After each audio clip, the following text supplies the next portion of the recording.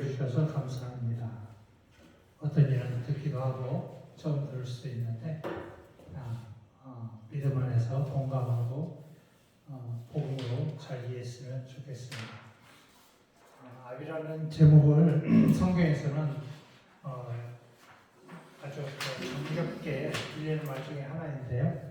발제의 배경을 통해서 한번 시작을 하도록 할까요? 문자적으로 읽어보겠습니다. 어릴 적 선생님들이 기억이 납니다. 선생님의 가르침에 힘은 들었지만 재미있었다는 기억이 있습니다. 소년기와 청년기에는 차원이 다른 배움의 과정에 들어가며 스승의 가르침에 많은 영향을 받으며 인생의 방향을 결정하는 계기가 만들어집니다.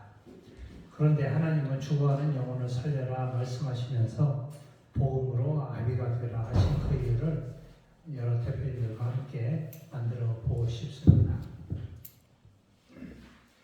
오늘 주제의 말씀입니다. 같이 읽어볼까요? 두 구절입니다. 시작. 갈라디아서 3장 24절. 이같이 율법이 우리를 그리스도에게로 인도하는 몽학 선생이 되어 우리로 하여금 믿음으로 말미암아 의롭다함을 얻게 하려 함이라. 고린도전서 4장 15절. 그리스도 안에서 일만 스승이 있으되 아비는 많지 아니하나니 그리스도 예수 안에서 복음으로 내가 너희를 낳았습니다. 너무 익숙한 성경 말씀이라고 생각합니다.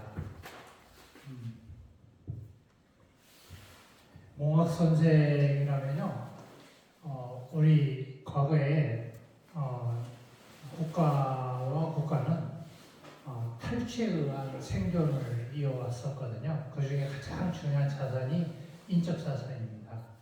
그 적국에 능력 있는 사람들을 데려다가 국가의 여러 제목으로 쓰고 사사로이 개인적으로도 사용을 했는데, 개인적으로 각 가정에 자녀들을 위해 사용했던 사람들을 몽학 선생이라고 합니다.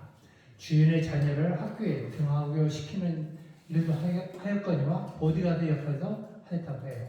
보통 이제 몽학 선생의 뜻은 가정교사, 초등교사, 원어적 의미는 파이다고고스 하는데 16세까지, 그러니까 중학생까지 이 역할을 감당을 했던 것 같습니다. 또 다른 오늘 말씀에 스승이라는 게 있죠. 가르쳐 올바르게 이끌어주는 사람. 스승은 그림자도 밟지 않는다는 이런 굉장히 존경스러운 말씀을 하고 있죠. 교사, 사고, 멘토링.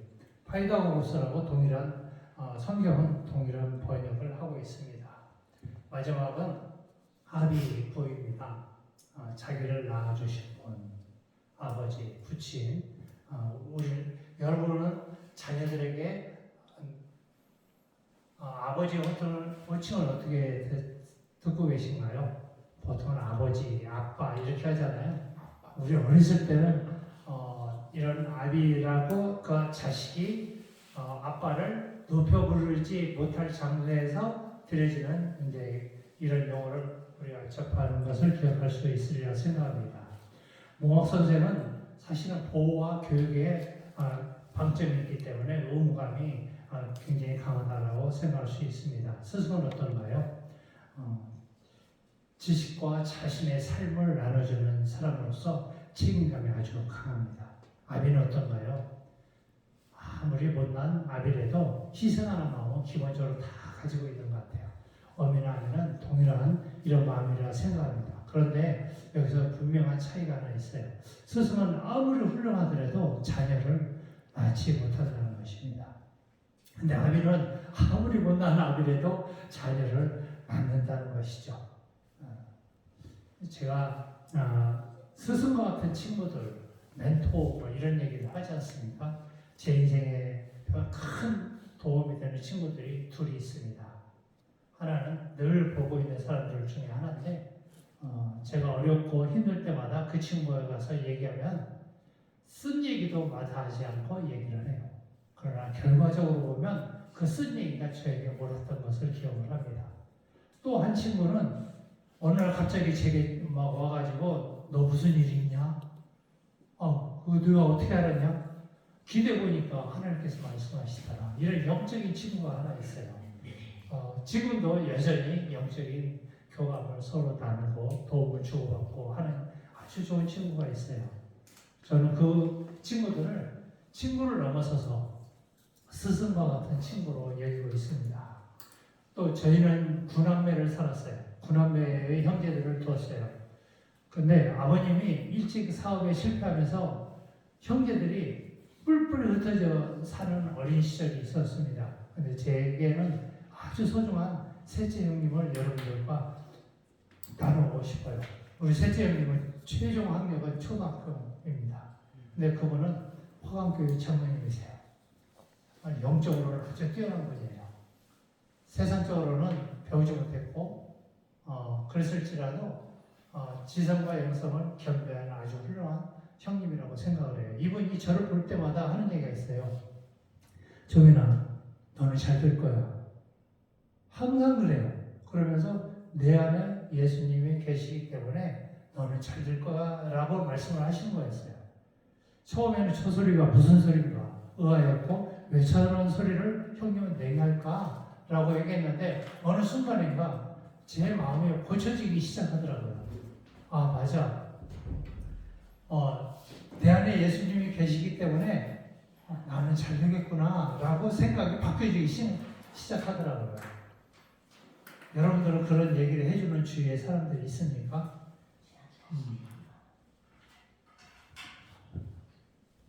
제가 아주 공부하고 심연에 빠져 있을 때 가장 먼저 떠올리는 사람은 바로 우리 셋째 형님이에요. 그 형님이 가장 어려웠을 때 내게 끊임없이 속삭여줬던 얘기. 내 안에 예수님이 계시기 때문에 종인아 너는 잘 될 거야. 이 얘기를 했습니다. 제가 CBMC를 처음 접했을 때 비즈니스 세계에 하늘나라가 임하게 한다라는 이 문구를 보고 가슴이 떨린 적이 있었어요. 여러분들은 CBMC를 대할 때 어떤 마음이십니까? 가슴이 떨린 적이 있나요? 권유에 의해서 가지 못합니까? 우리 킹덤 컴퍼니 경영자는 복음이 일의 목적인가? 일이 복음의 목적인가? 잘 구분해야 할 것 같습니다. 일이 복음의 목적인 저와 여러분이 되었으면 좋겠습니다. C3 포럼에 대입을 하다 보면 모학 선생은 어떻습니까? 의무감이 앞장서입니다.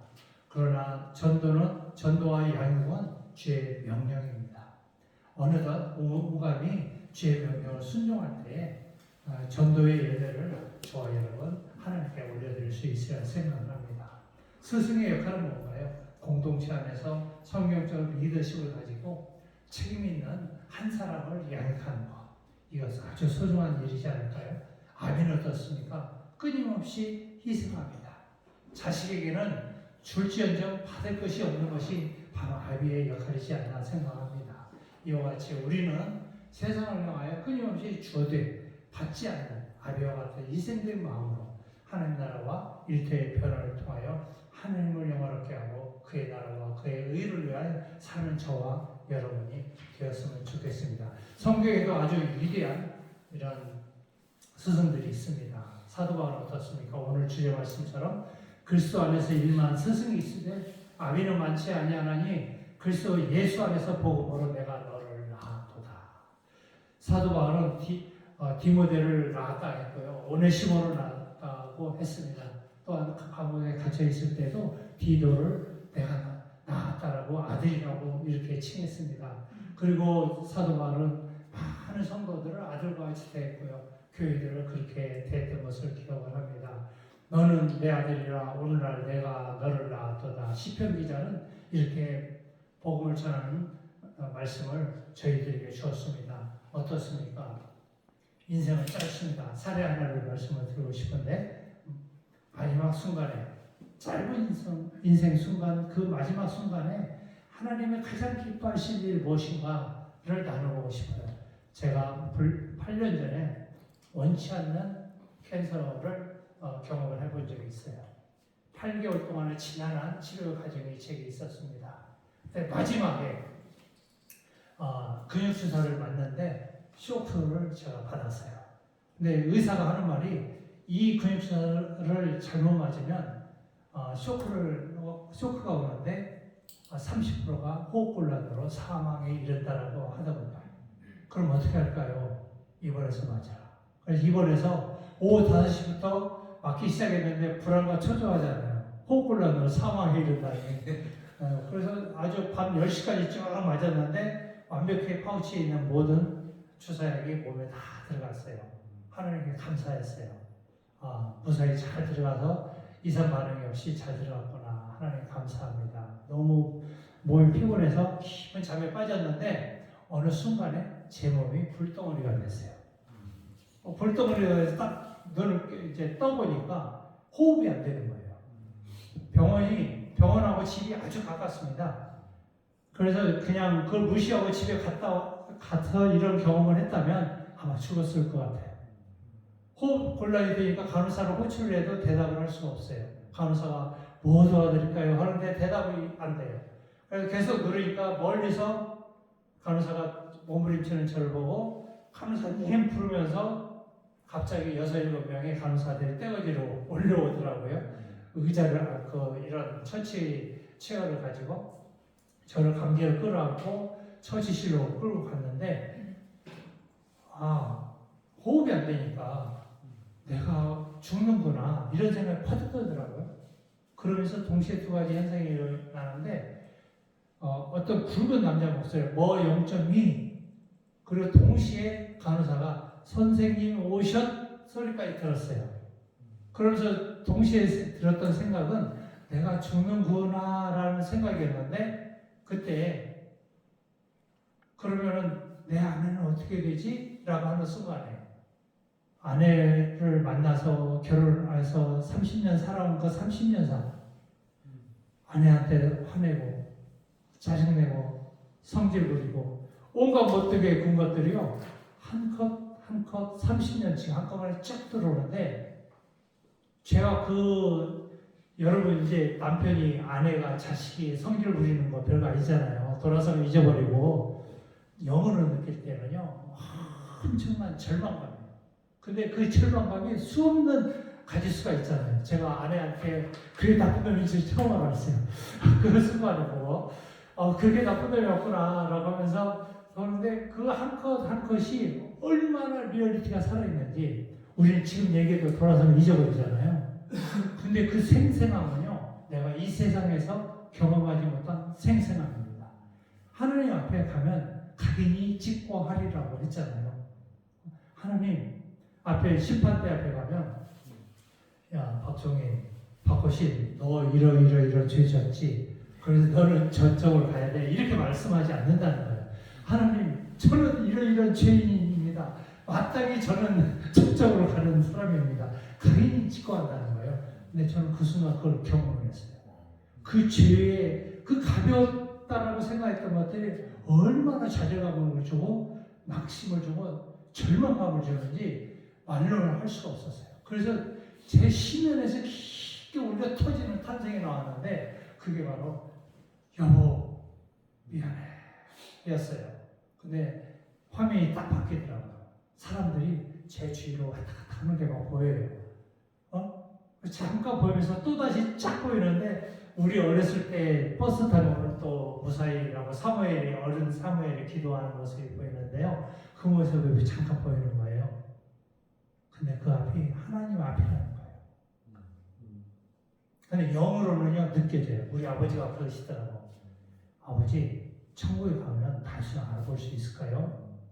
알아볼 수 있어. 히브리어를 몰라도 영어를 몰라도 영이기 때문에 그때는 단일 언어 영어로 소통하기 때문에 다윗과도 대화를 할 수가 있고 다윗의 생각을 읽을 수가 있고 내 생각이 다윗의 생각에 읽혀지기도 한다. 이렇게 우리 아버지가 그렇게 말씀하신 적이 있거든요. 그게 그 순간에 이해가 다 되더라고요.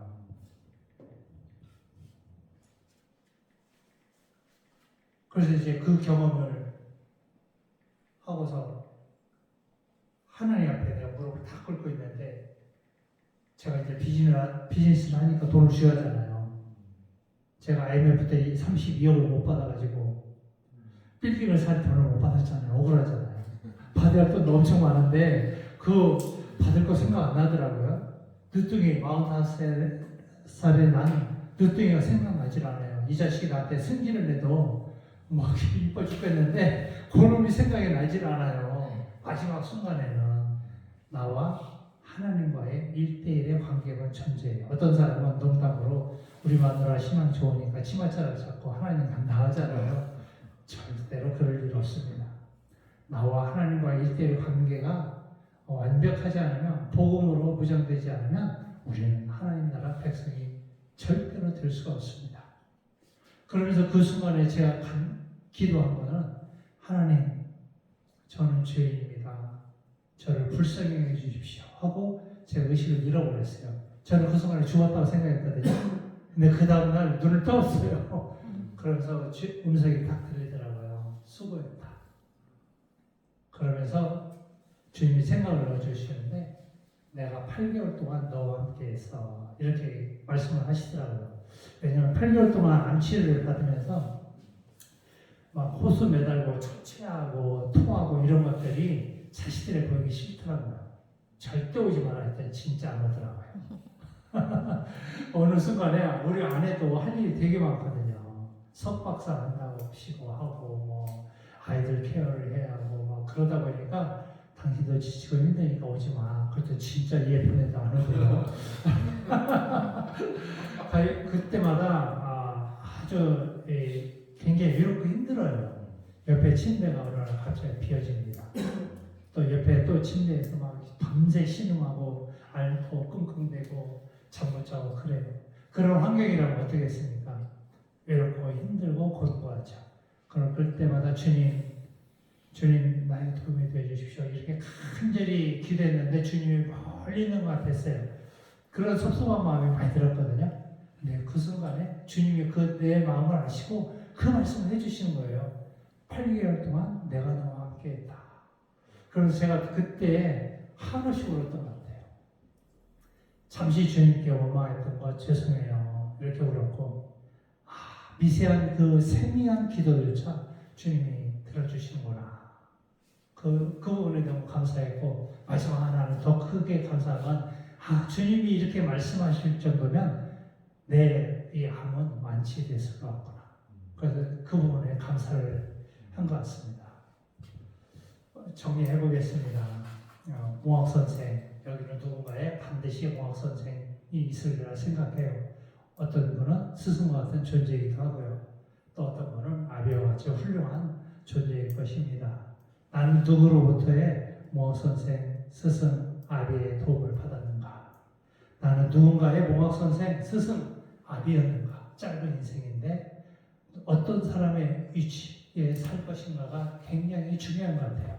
주님과 나와의 1대1의 관계가 소중하듯이, 주님께서는 내게 맡겨주신 이 소명을 어떤 모습으로 잘 표현하고 감당할 것인가, 이게 중요하지 않을까 생각을 합니다. 이 두 가지 질문을 가지고 한 20분